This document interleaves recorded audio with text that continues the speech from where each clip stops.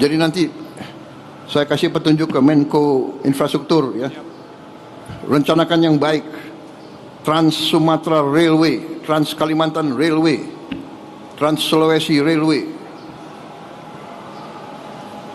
Kemudian nggak usah khawatir apa itu ribut-ribut wush. Saya sudah pelajari masalahnya. Tidak ada masalah. Saya tanggung jawab nanti wush itu semuanya.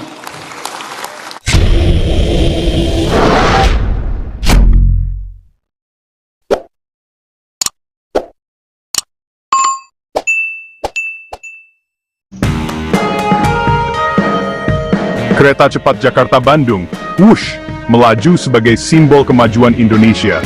Namun, di balik kecepatan itu, muncul pertanyaan besar, siapa yang menanggung utangnya?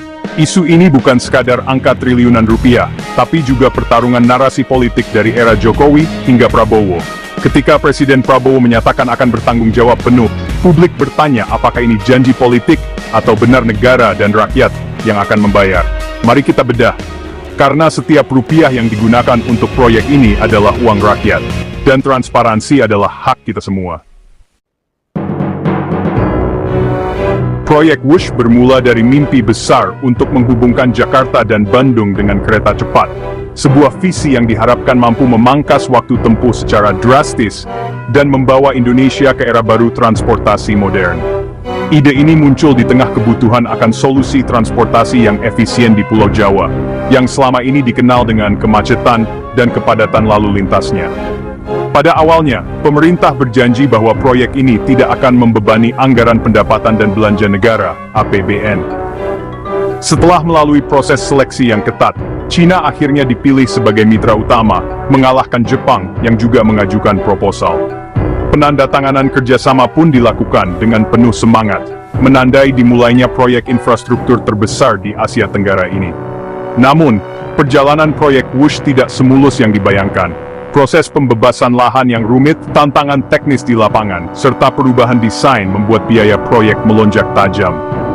Dari estimasi awal sebesar 6,07 miliar dolar AS, anggaran membengkak menjadi 7,3 miliar dolar AS. Kenaikan biaya ini menimbulkan kekhawatiran di kalangan publik dan pengamat ekonomi.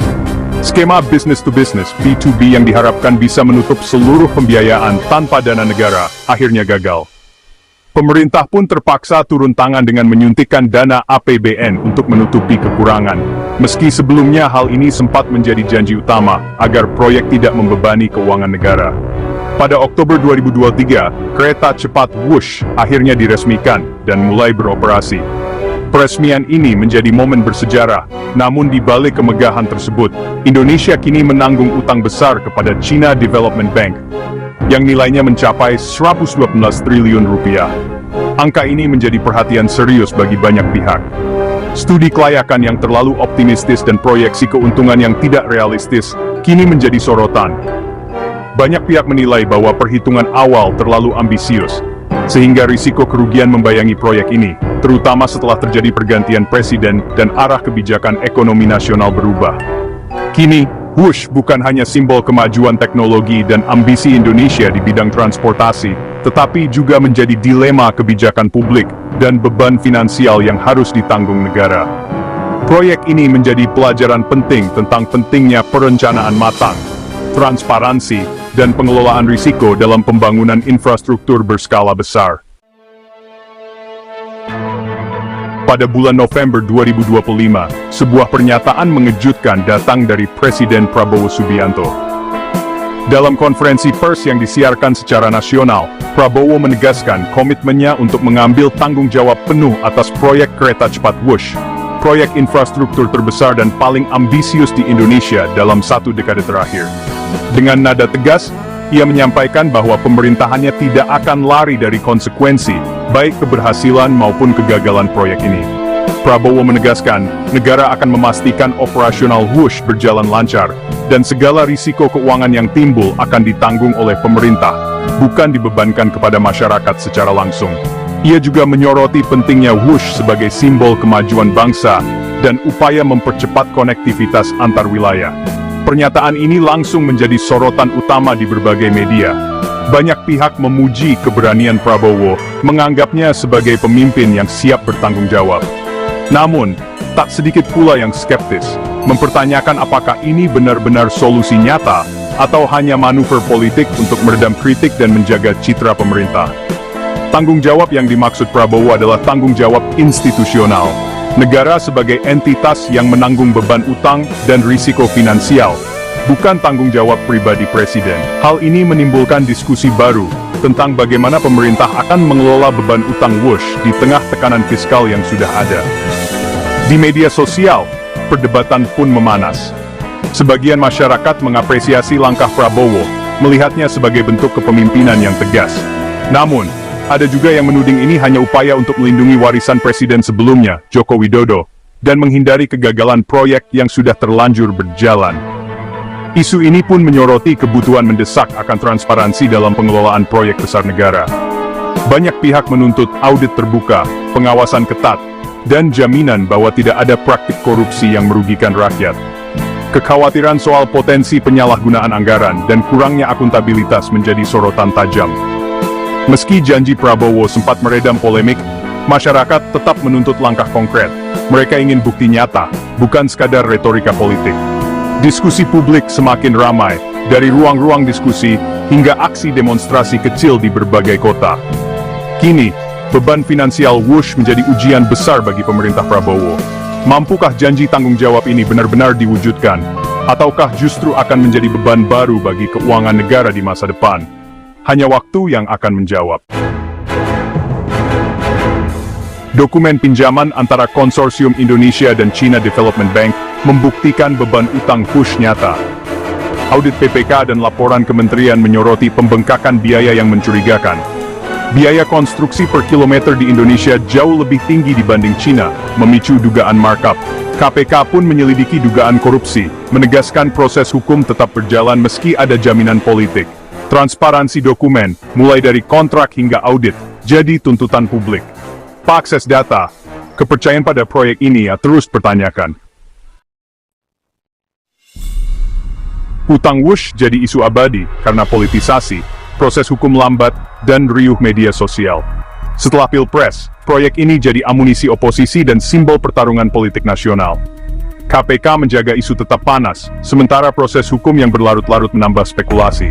Media sosial mempercepat penyebaran hoaks, seperti narasi Prabowo membayar utang dengan uang pribadi. Algoritma medsos memperkeruh diskusi, membuat fakta dan opini sulit dibedakan. Dugaan konflik kepentingan elit politik bisnis menambah kecurigaan publik. Selama persepsi ini ada, upaya penyelesaian pemerintah akan selalu dicurigai. Kontroversi WUSH tidak hanya menjadi perbincangan hangat di masyarakat, tetapi juga membawa dampak besar pada citra politik Indonesia di mata publik dan dunia internasional. Ketika sebuah proyek infrastruktur sebesar ini menuai polemik, kepercayaan terhadap pemerintah dan para pemangku kebijakan pun ikut dipertaruhkan. Investor, baik dari dalam maupun luar negeri, mulai mempertanyakan komitmen dan konsistensi pemerintah dalam menjalankan proyek-proyek strategis nasional. Bagi Prabowo, ini adalah ujian besar dalam kepemimpinannya. Jika ia mampu menyelesaikan masalah ini dengan solusi yang tepat, ia akan membuktikan kapasitasnya sebagai pemimpin yang tegas dan visioner. Namun jika gagal, ia justru akan mewarisi dan memperbesar beban masalah yang sudah ada, yang bisa berdampak pada legitimasi pemerintahannya di masa depan. Proyek WUSH sendiri menjadi penentu arah kebijakan infrastruktur nasional. Keberhasilan atau kegagalannya akan menjadi presiden bagi proyek-proyek serupa di masa mendatang. Pemerintah kini harus lebih cermat dalam merancang, membiayai, dan mengelola proyek-proyek besar, agar tidak terjebak dalam utang yang membebani generasi berikutnya. Situasi ini membuat pemerintah semakin berhati-hati dalam mengambil keputusan terkait utang besar. Investor pun menjadi lebih selektif dan penuh pertimbangan sebelum menanamkan modalnya. Mereka khawatir proyek yang mereka danai akan bernasib sama, terhambat oleh birokrasi, menjadi alat politik, dan penuh ketidakpastian hukum serta regulasi. Kekhawatiran ini menciptakan efek domino yang merugikan. Citra politik pemerintah menurun, kebijakan menjadi ragu-ragu, arus investasi melambat, dan pada akhirnya, pertumbuhan ekonomi pun terhambat. Jika tidak segera diatasi, kepercayaan publik dan investor bisa semakin terkikis. Lingkaran setan ini hanya bisa diputus dengan penyelesaian yang tuntas, transparan, dan akuntabel. Pemerintah harus berani mengambil langkah tegas, membuka data, serta melibatkan berbagai pihak untuk mencari solusi terbaik. Kini, proyek WUSH menjadi tolok ukur utama kepercayaan publik dan dunia internasional terhadap masa depan Indonesia. Keberhasilan atau kegagalannya akan menentukan arah pembangunan dan reputasi bangsa di mata dunia. Di tengah banjir informasi soal WUSH, jadi warga kritis itu wajib cari sumber primer dokumen resmi, audit PPK, pernyataan KPK, lakukan verifikasi silang antar media, jangan terpaku satu sumber, waspadai hoax di media sosial, cek siapa pembuat konten dan tujuannya, pahami perbedaan tanggung jawab personal dan negara, agar tak mudah terjebak narasi politik. Dengan 4 langkah ini, kita bisa memilah fakta dari opini, dan membentuk opini berdasarkan data. Jadilah yang berdaya, bukan korban arus informasi. Ada beberapa skenario penyelesaian utang WUSH. Pertama, negosiasi ulang dengan China Development Bank, perpanjangan tenor, penurunan bunga, atau jadwal ulang pembayaran. Kedua, jalur hukum. Jika KPK temukan korupsi, kasus bisa berlanjut ke pengadilan dan jadi dasar negosiasi utang. Ketiga, intervensi pemerintah, ambil alih operasional WUSH lewat BUMN, suntik dana APBN untuk efisiensi. Keempat, kombinasi semua langkah restrukturisasi utang, penegakan hukum, dan perbaikan manajemen. Jalan keluar tak mudah, butuh diplomasi, penegakan hukum, dan kebijakan ekonomi yang cermat. Tujuannya solusi paling ringan bagi negara dan rakyat. WUSH bukan sekadar kereta cepat, tapi warisan yang akan dikenang generasi mendatang. Ia adalah pelajaran tentang ambisi, risiko, dan pentingnya transparansi. Utang triliunan rupiah jadi beban nyata, diwariskan ke anak cucu lewat pajak. Tanggung jawab kita, pastikan penyelesaian adil dan terbuka, agar beban tak makin berat. Pernyataan Prabowo baru awal, bukan akhir. Publik harus terus mengawal. Pembangunan sejati bukan hanya soal infrastruktur, tapi juga sistem yang akuntabel dan kepercayaan. Semoga WUSH jadi kebanggaan, bukan sekadar pelajaran mahal.